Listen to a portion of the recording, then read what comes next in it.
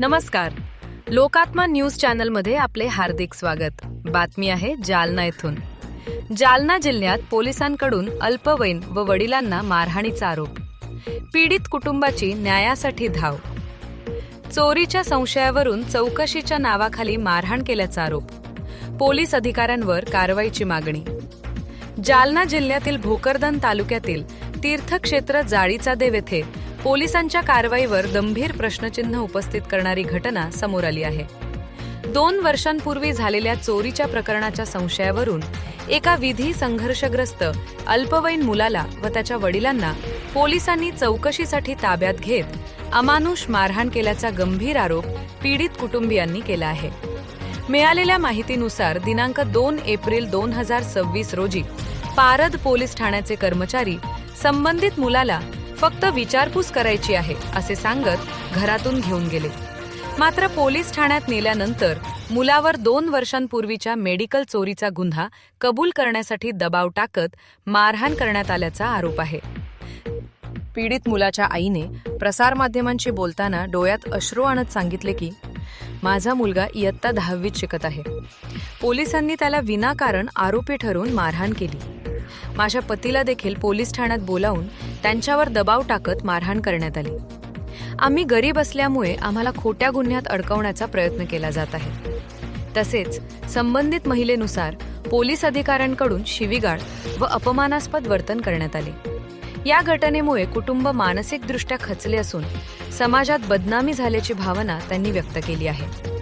या प्रकरणी पीडित कुटुंबाने अप्पर पोलीस अधीक्षक आयुष नोपानी यांची भेट घेऊन संपूर्ण घटनेची माहिती दिली असून संबंधित पोलीस अधिकारी व कर्मचाऱ्यांवर कठोर कारवाई करण्याची मागणी केली आहे.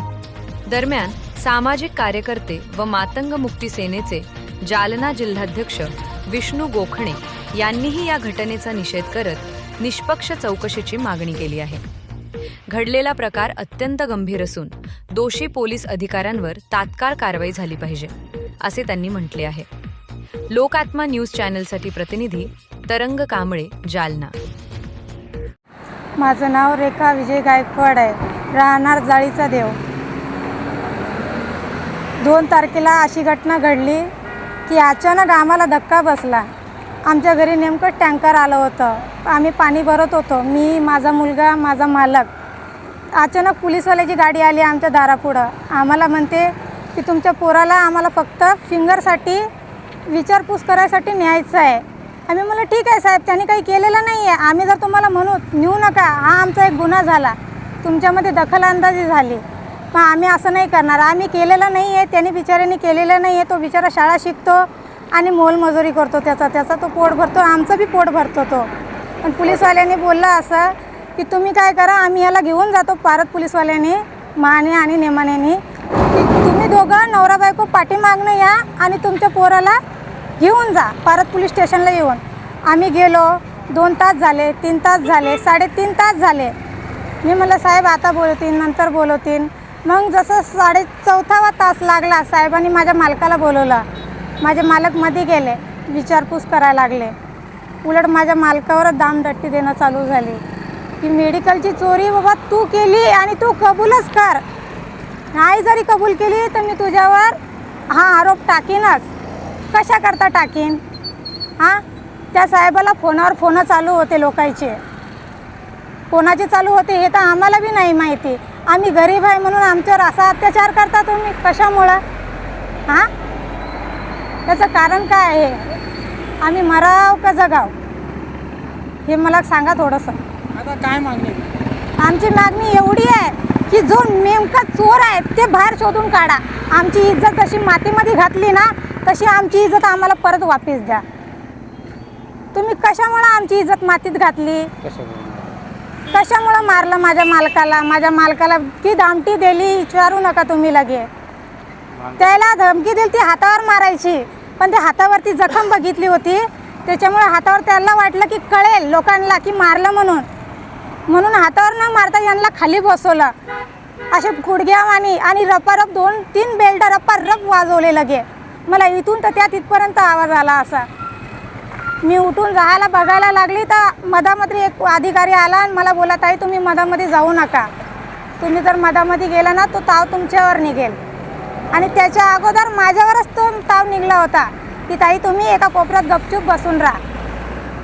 कशामुळं? तुम्ही लोकांचं ऐकता, लोक तुम्हाला पैसे चारतात आणि आमच्यासारख्या गरीबाला तुम्ही मारते त्याच्यामुळे 2 पैशासाठी. यांनी कोणाच्या सांगण्यावरून आणि आमचं एकच मातंगाचं घर आहे, आम्ही मागूनच खातो. आमचं हे घर आहे म्हणून आमच्या संग इतका छळ करता तुम्ही. कशामुळं? याचं कारण सांगा ना मला. का आम्ही मातंग आहोत त्याच्यामुळं आमचा गुन्हा आहे? का आम्ही भिक्षा मागून खातो हा आमचा गुन्हा आहे? का आम्ही इज्जतीने राहतो हा आमचा गुन्हा आहे? मला या तीनों तुम्हाला एक कुठला तरी प्रश्न उत्तर द्या मला हे की आमचं चूक काय. कुठल्या पोलीस कर्मचाऱ्यांना अधिकाऱ्यांना मारलं? माने साहेब आणि माने साहेब पोलीस स्टेशन पारत या दोन्ही साहेबांनी. माझी तर इच्छा आहे असं करू नव्हतं. तुम्ही आम्हाला बोलवलं कशाला होतं की तुम्ही या तुमच्या मुलाला घेऊन जा. तुमचं काम होतं की तुम्ही आम्हाला बोलवलं की या बाबा तुमच्या मुलाबाळाला तुम्ही घेऊन जा. तुम्ही तसं न करता तुम्ही डायरेक्ट आमच्यावर ॲक्शन घातलं लोकांचं ऐकून. कशा करता? निवेदन दिलं एसपीला, काय मागणी? आमची मागणी ही आहे की जायदेव तालुका भोकरदन जिल्हा जालना पारत पोलीस स्टेशनच्या हद्दीमध्ये जायदेव हे गाव येतं आणि त्या जायदेव गावामध्ये एकच एक मातंग समाजाचं घर असल्यामुळं तिथले काही प्रतिष्ठित लोक त्या पोलिसांसंग संगमत करून सनी काही फोनं करून या विजय गायकवाड यांचा जो मुलगा आहे या मुलावर खोटा चोरीचा आरोप केला. म्हणून आम्ही मातामुक्ती सेनेच्या वतीनं आज SP साहेबाला निवेदन दिलं आणि त्याच्यातमध्ये त्यांच्याकडून अशी अपेक्षा केली SP साहेबाकडून की खरे गुन्हेगार शोधून त्यांच्यावर गुन्हा दाखल करा आणि या विजू गायकवाडला न्याय द्यावा असं आमचं म्हणणं आहे. जर याच्यामध्ये PSI माने आणि त्यांचे सहकारी नेमाने यांनी हितू पुरस्कार यांना मांग या जातीचे असल्यामुळंच त्यांना त्रास देणं सुरू केला आहे. परंतु आम्ही हे बिलकुल मातामुक्ती सेना खपून घेणार नाही. जर यांना न्याय जर मिळाला नाही, खऱ्याच्या खरं जर झालं नाही तर पारत पोलीस स्टेशनवर मातामुक्ती सेनेच्या वतीनं आम्ही मोर्चा काढू एवढंच सांगून सनी थांबतो. जय हिंद, जय भीम, जय महाराष्ट्र. काय नाव झालं? मी विष्णू गोखणे, मातामुक्ती सेनेचा जिल्हाध्यक्ष.